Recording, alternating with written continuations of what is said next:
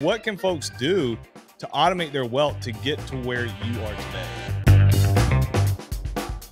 You're listening to the Rich Dad Radio Show, the good news and bad news about money. I'm Jaren Sustar, filling in for Robert Kiyosaki while he's traveling this summer. And today we have a special guest and a personal friend of mine. He is a best-selling author of the book, The Roadmap to Financial Freedom, the founder and CEO of Budget Dog. He's a CPA, and he's just an all-around great guy, and I'm super excited to interview him on the show today. Brennan Schlagbaum. Brennan, welcome to the Rich Dad Radio Show. Thanks for having me, guys. And you almost got the last name right. You're pretty close. Oh, man, I thought I nailed it. I even wrote it down in my notes, like sounded it out. But oh well. Well, give the listeners a backstory. Who are you? What do you do? How have you been able to accomplish so much at such a young age? Because I think you're 32, 33 years old. You've accumulated a bunch of wealth. You started a business. You've paid off debt. You've done it all. And so I would love for you to share the backstory with the audience. Yeah, absolutely. So really the whole Budget Dog brand started as a result of what my wife and I were doing. So we were trying to get out of debt. We were trying to invest a bunch of money. We were trying to become millionaires and all this type of stuff. And we started in the corporate world right after school, and we had a ton of debt. You know, we kind of did the whole American dream type thing where we had the cars, the house, the ring, the bed, and legitimately a bed loan.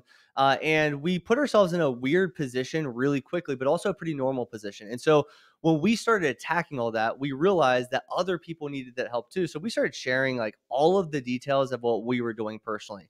And that's how the Budget Dog brand really surfaced and really became a thing. And it was just raw, real, and authentic of like what we were doing personally. And people were like, man, how can you help? How can we do all this stuff?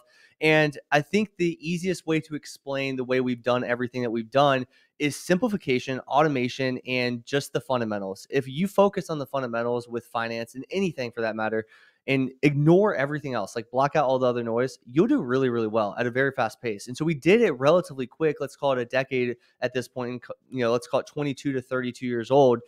But a lot of this stuff was actually simpler than people make it. And people make it complicated intentionally because you got to pay them to do different things. And so our goal here at Budget Dog is to simplify the financial message and let you live the life that you deserve to live at the end of the day.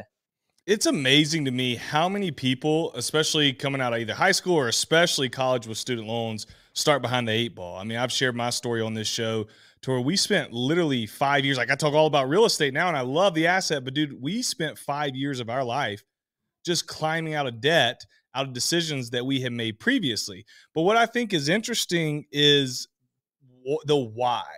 You know, I knew our why. What was your why for saying, okay, we don't want to be status quo. We don't want to be normal like everybody else. I think the statistics are there's 1.3 trillion in credit card debt in the US, 1.6 trillion in vehicle debt. 60% of Americans are in poverty or in the middle class. Inflation is the highest it's ever been. All these different things, yet people do not change often. And so for you, what was that factor that said, okay, we want to be different? You know, that's a great question. I mean, honestly, our why has changed pretty significantly. So at first it was, hey, I don't want to do this whole like coached path that we all have, like going to college, having the 9 to 5, working for 40 years, like the typical type of thing. We didn't want to do that. So initially it was like my wife and I without kids, and we just wanted to, become financially free. That changed really quickly. And so when we had our first daughter, Logan, she had what's called Dravet syndrome. And that shaped our whole entire life to this day, to where yesterday we were in the ER. And we have greatly shifted our perspective on a lot of things, but especially our why, because now financial freedom isn't necessarily just a luxury. It's a necessity for us. So for Logan's health to be 100% and for her to develop it correctly during these young years, especially let's call it 1 to 6 years old, she's 2.5 turning 3 right now. My wife has to be home 24/7 with her, and she has to be giving her all the supplements and medication and therapies. We have therapy in our home every single day. And if she doesn't have that, she does not progress. She does not develop the way she should. And she's at major risk. And so for us, it wasn't really a luxury anymore. It was, we have to speed this process up in a fast way.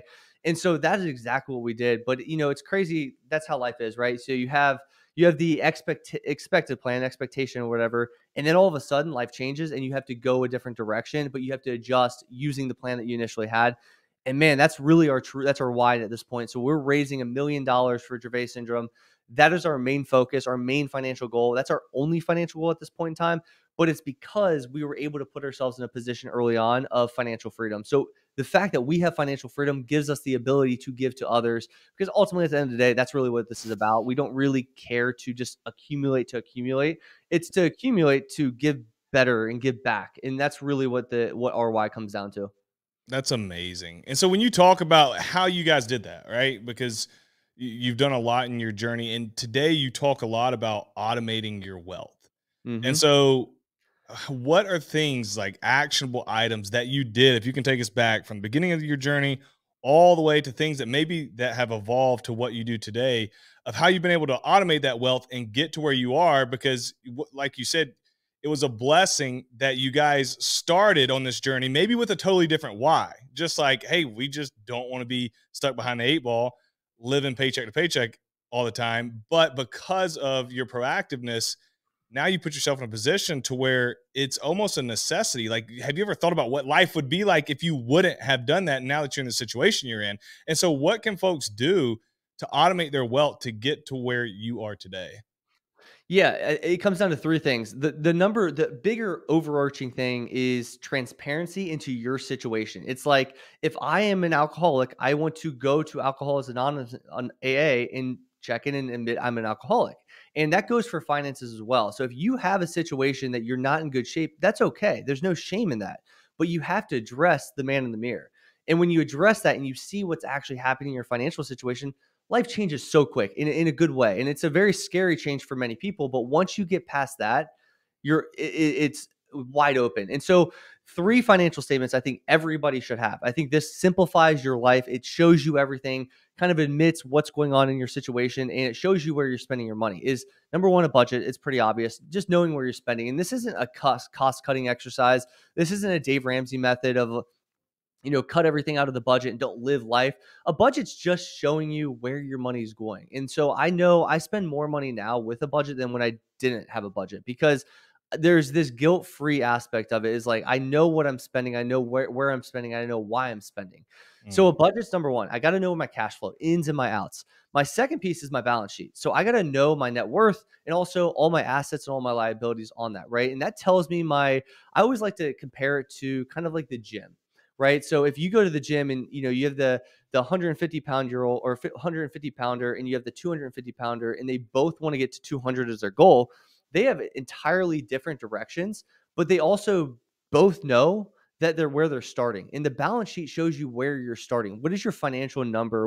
What's the starting, point, and where do you want to get to? So you have point A.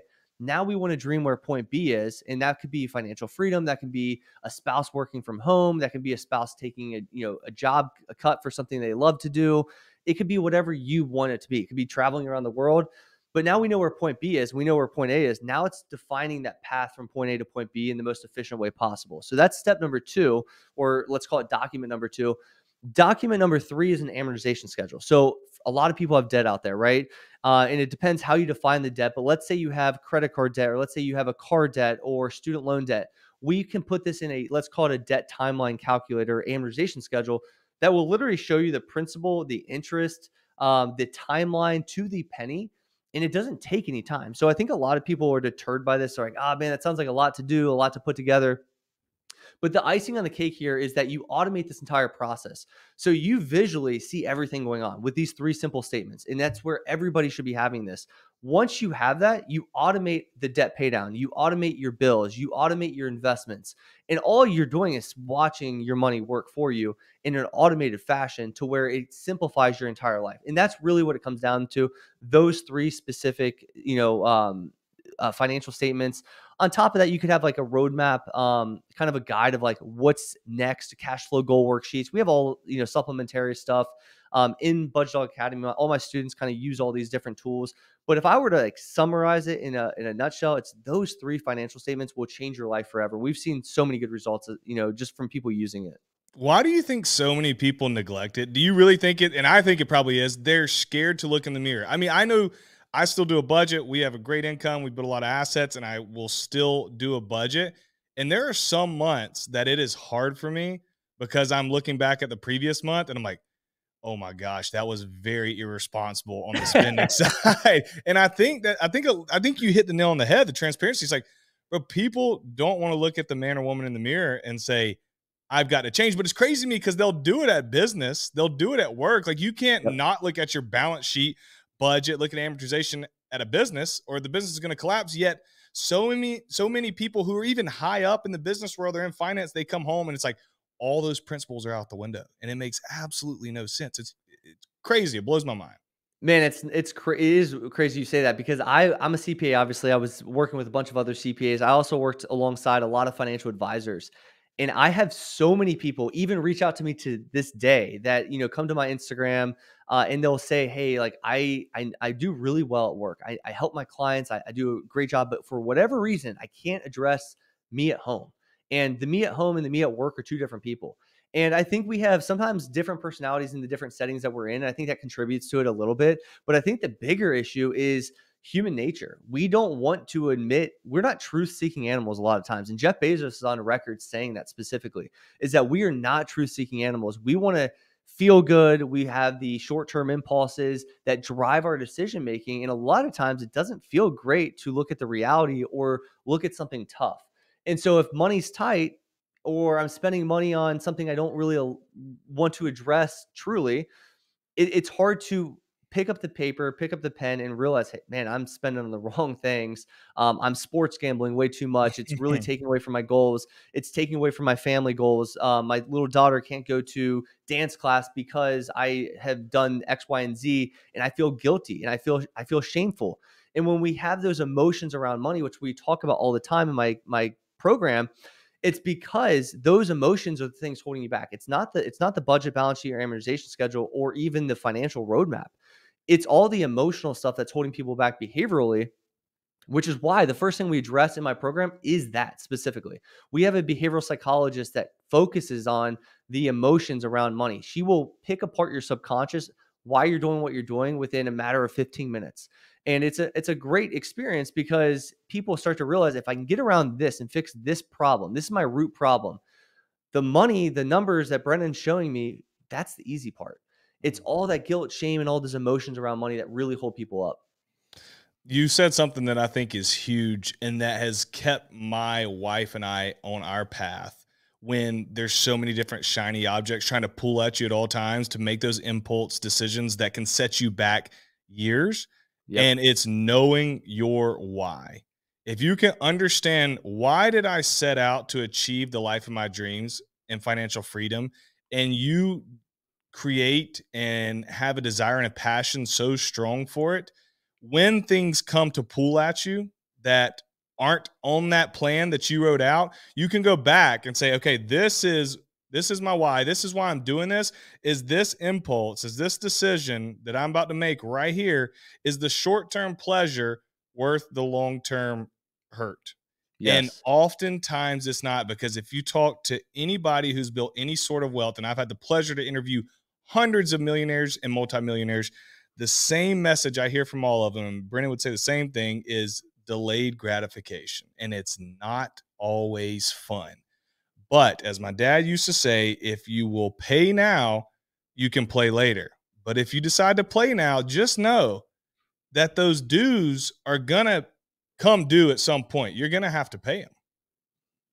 100%. And I think this simplification of money in particular, but anything in life, like everything I do, I try to make things as little as complexity as I can around me. Because if I remove everything from me, and I'm so focused on my core mission, it's hard to get unfocused.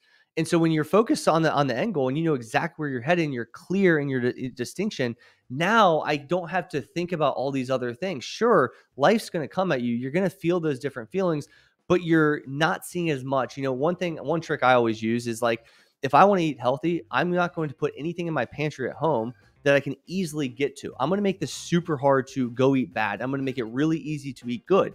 Same thing with like Amazon spending. If you take your credit card off of Amazon, there's a lot of steps that you have to go through, a lot of resistance that you have to face to actually buy something. And little things like that throughout your entire life, it's going to help you a ton, especially stay focused.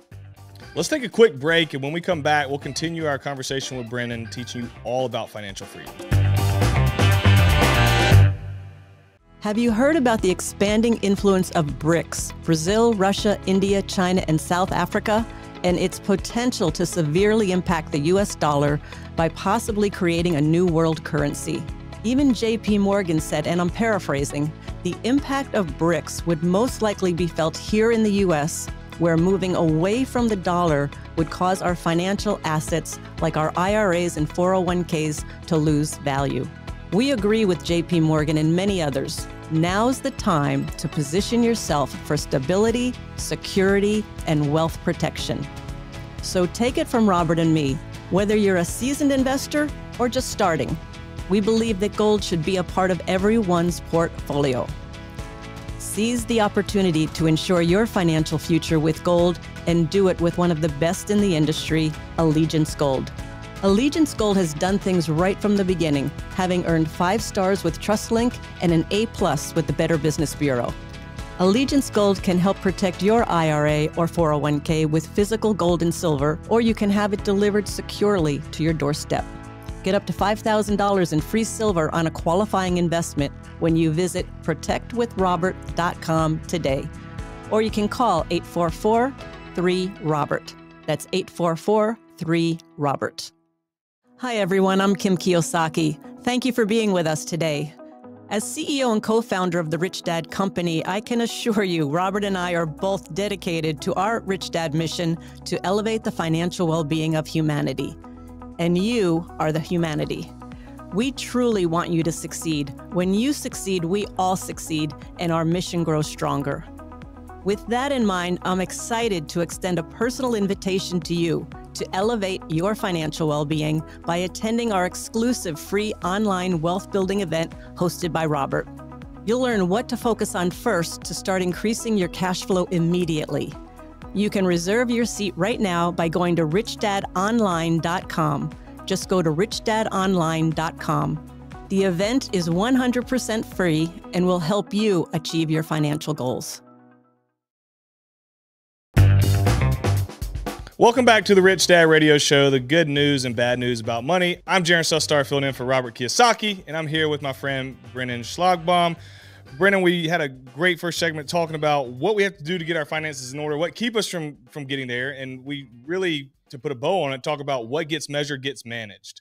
And if we're not looking at where our money's going, if we're not tracking our assets versus liabilities, then we have no visibility. We haven't taken a look in the mirror, which means we pretty much have no future, no opportunity for financial freedom, unless we just get handed a big bag of money, which could potentially happen, but there's a good chance you'll probably lose it after that. So let's take the next step and say, okay, we've worked to get our finances in order. We've got the budget in place. We know our balance sheet. We know our amortization schedule. We've taken care of that bad debt. We're knocking it out. What does that next step look like for us to then start building wealth? Yeah, once you've paid off the bad debt and once you're really looking to invest and build into your future, I think the automation component I talk about quite often is substantial here. And I'll give you an example in real life as to why this is so important to people's, livelihood and the success of their long-term, investments. Is like yesterday, for example, I'm in the ER. This was not a planned event. It wasn't like I was expecting to go to the ER. It wasn't like I was excited to go to the ER, but I had to nonetheless, right? Well, my investments still worked for me yesterday. My investments were still operating. My investments still contributed. I had 2 specific investments. I had an IRA and I had a taxable brokerage. And so if I was manually doing all of this and I had a life event, which we all do, whether it be the ER or work or a boss or a spouse or whatever the case is, we all have life, right? And, sports events and kids events. If I'm trying to manually do all of this, that is so overwhelming to me internally. Not only that, but like, even if it isn't very overwhelming to somebody, it's also not doable to beat automation. Like, there's a reason AI is so popular, because it can move faster than us. And we got to admit that. We got to understand that we're human. We have capacity, we have limits, and we need to build a system and systems around us to succeed. So for investing purposes, automate that entire process, because when you are automating that process into index funds, ETFs, whatever your investments are, your life is going to continue whether you do or not, which is kind of a cool, weird, way to put it. So if you sleep late on a Friday afternoon or whatever the case is, your investments are still building. And that's why we built so much wealth so fast, is we don't skip we over the last decade, we have not skipped 1 week of investing. And so we are not only consistent, but it's not even us being consistent. It's the system that we built that is consistent, because I know over the last 10 years, I guarantee multiple weeks I would be delayed, or I would be late, or I wouldn't be able to do something if it wasn't automated. And so I built systems to basically account for my my lack of, in short. So that money doesn't end up in sports gambling or Amazon packages. That's It exactly why you do could happen. it. So you mentioned IRA and taxable brokerage, and I know folks are listening.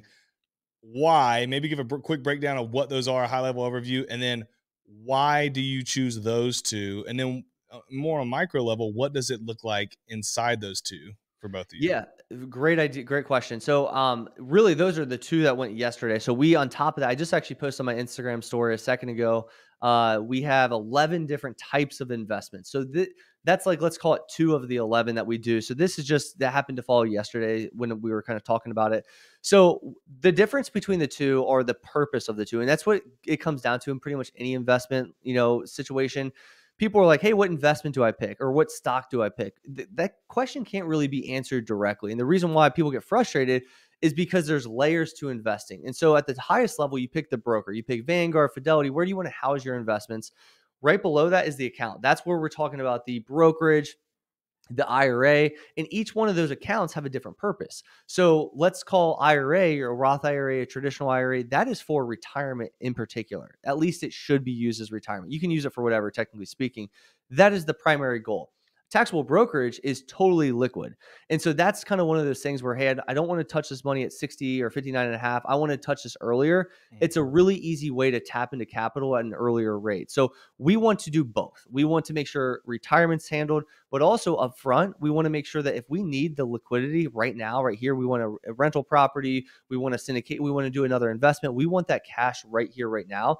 So that's what the brokerage serves as. It's also kind of a bridge to early retirement for many people, and you can use it for pretty much anything. We use it for our daughter's investments as well, and all sorts of different things there. So that's really what those two investment accounts are for. Now, the third level of this is the investment product. So this could be index fund, ETF, individual stock, whatever the case is.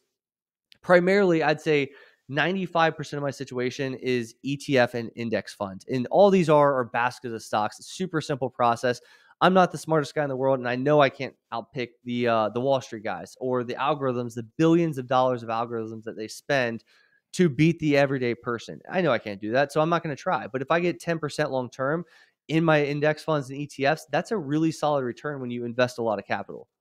Yeah, and it gives you liquidity. I'm a big real estate guy, and for the majority of my investing career, it's been low liquidity. Now we've benefited a ton from it, but there's huge benefits. I'm just specifically talking about the taxable brokerage right now. Yep. There's huge benefits to have capital on hand through a taxable brokerage, even if you lean heavily into another illiquid asset such as real estate, because there's going to be times to where you want to be able to hop on a deal and be able to access that capital to go and capitalize even more. Maybe you can get a better return than you're getting in the market, or whatever the case may be. Just having liquid cash available, not everything tied up in an illiquid asset or everything tied up in retirement, can be very beneficial to continue to compound that wealth over time. So you mentioned you got 11 different types of investments. Hit us with the other 9 real quick, a quick overview of what those look like. Yeah, so actually let me pull up my story because sometimes I forget there's so many. But in short, there let's say solo 401ks, IRAs, HSA, taxable brokerages, ESOP, real estate syndication, which is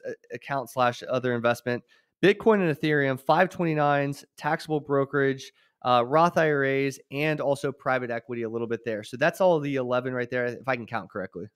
I love that. And Which is debatable. Hey, well, look, we'll say it's 11. Nobody fact check us here. We'll say it's 11. So you've got these investments, and we look at the state of the economy, because this is in a lot of people's minds. What is happening? Where are we going? What's the future hold? If we look, inflation is the highest it's ever been. It started taking off really in the 70s. It's ridiculously high today. They're not going to quit printing money. Rates have been high. Real estate went crazy ballistic for a little while. Now it's starting to cool off. The market's been performing good, but everybody's always waiting for the doomsday around the corner. And so we are in kind of a weird place. Like, there for a while before COVID hit, it was like everything's gravy. We're recovering from the housing crash in 2008. Everything's just kind of trickling up. Today, it feels more like a little bit of a windstorm swirling around. We're not sure what's going to happen. What would you say to folks who are kind of always waiting for the right time to get in and maybe they're still sitting on the sidelines or they're trying to predict what's going to come. How do you ease their mind and coach them through what they should do to zoom out and win long term? Yeah, so I think when in doubt, zoom out is the best way to put Mm, this. Nobody can predict the future. Nobody ever will predict the future, at least in the world that I live in. And so I don't try to play that game. I don't try to outsmart the market. I don't try to be the guru per se. I just do what's proven to work. And so I have a lot of faith in the U.S. economy. I know there's a lot of hate around it. I know there's a lot of lack of trust with government right now, and a lot of naysayers, but overall, I think it's the golden goose that keeps, it's going to keep laying eggs, just like Buffett says. And so I really am a very bullish on, even if we suffer a setback or a recession or anything, which we will in the future, that's just part of the game, that long term, with the track record that we have, will continue to produce at a high level. We have some of the smartest people in the world. We have some of the best technology in the world. We have all sorts of great things. And I know there's a lot of talks about like a fallen empire, but that stuff takes a long time to actually play out. And I'm not saying that's wrong, or we're on the decline. I'm not smart enough to even speak on that, or I don't want to act like I would. But what I do know is that for a long time in the future, I have a lot of confidence in the U.S. economy.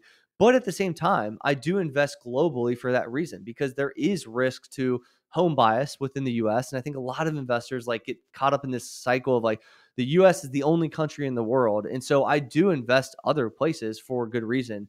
And I do diversify my assets for good reason. But that's how you develop a good investment plan. So if the inevitable happens, if something bad happens, it's a temporary type of write it out, but you also have other assets to kind of account for that. Yeah, and it's if the market just tanks, your cash is probably going to be worthless too. So I tell folks, like, if it goes down that bad, we're Exactly. all going down, baby. So you need to dollar cost average over time and take advantage of compound interest, also known as the eighth wonder of the world. So what does life after wealth look like? You get your money in order.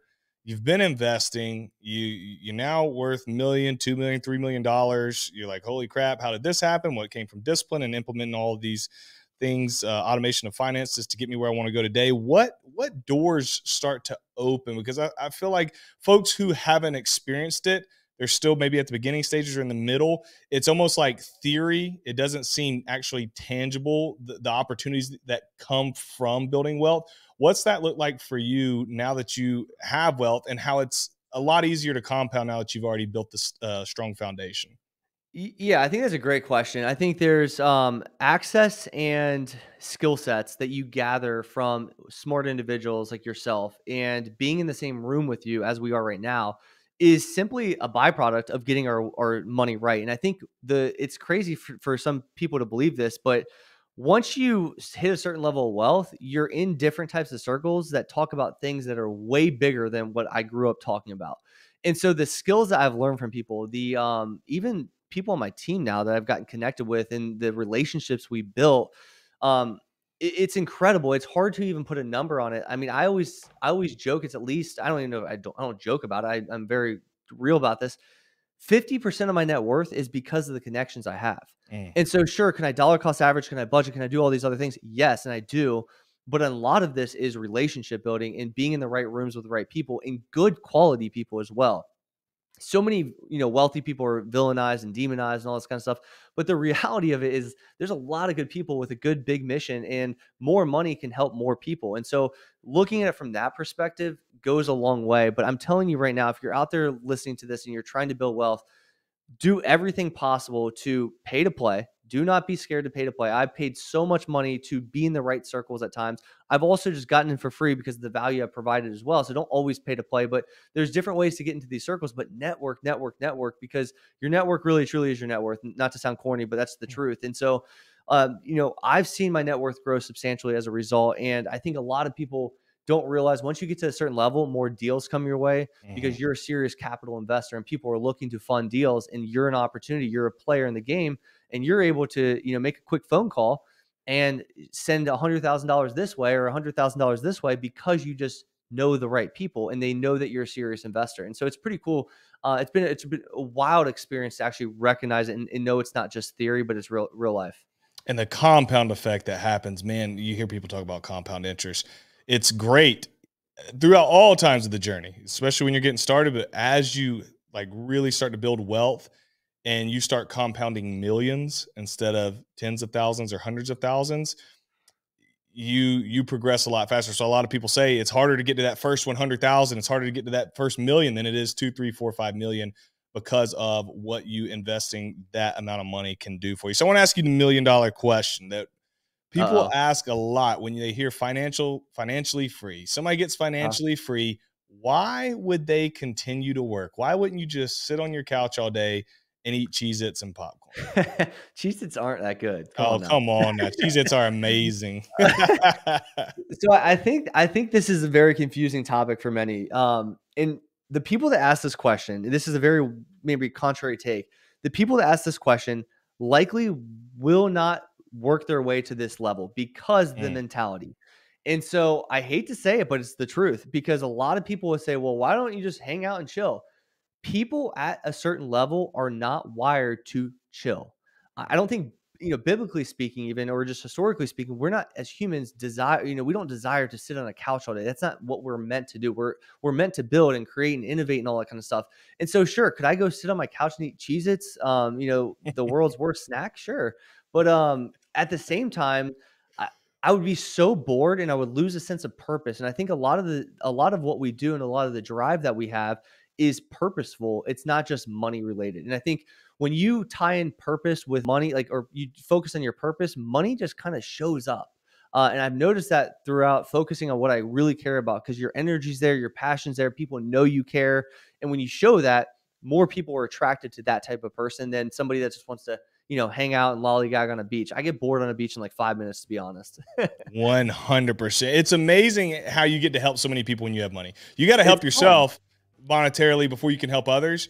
And then you get in a position where it's like, okay, I'm not going to just sit around and do anything. So like you said, what is my purpose? What is my desires? Let me go help as many people as possible. It's a great place to be. Brennan, where can people find you?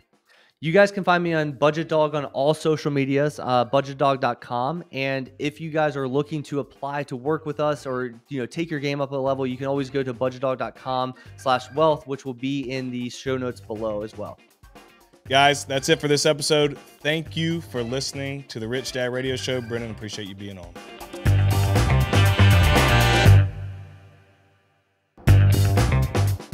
I want to thank our guest, Brennan, today for coming on and talking about how to build financial freedom. We talked about getting your money in order, investing, and then the opportunities that come and how to capitalize on them once we have built that wealth. And so I want to encourage all of you guys, go out there, make it happen, take the look in the mirror, do the hard things, put it to work, because your future self will be so glad that you did. I want to thank the Rich Dad Radio Show for having me on. You guys can find me anywhere on Finance Cowboy, Instagram, YouTube, Twitter, all the places. Thank you for hanging out with us today, and we'll see you next time. This podcast is a presentation of Rich Dad Media Network.